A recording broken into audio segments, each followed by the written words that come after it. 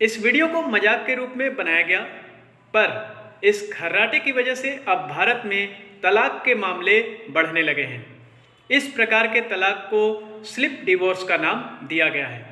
पिछले दिनों उत्तर प्रदेश की एक महिला ने अपने पति से तलाक सिर्फ और सिर्फ खर्राटों की वजह से मांगा था। आखिर खर्राटे लेने का कारण क्या है? तो खर्राटे कई कारणों से आते हैं, जैसे आपका बहुत ज़्यादा मोटापा, दूसरा आपके द्वारा अल्कोहल पीकर सोना, तीसरा आपके साइनस का बड़ा होना, चौथा नेज पॉलिपकस, पांचवा टॉन्सिल या एडिनॉइड्स का आकार का बढ़ना। खर्राटे को रोका जा सकता है, लेकिन शायद आप ऐसा उपाय नहीं कर पाएंगे।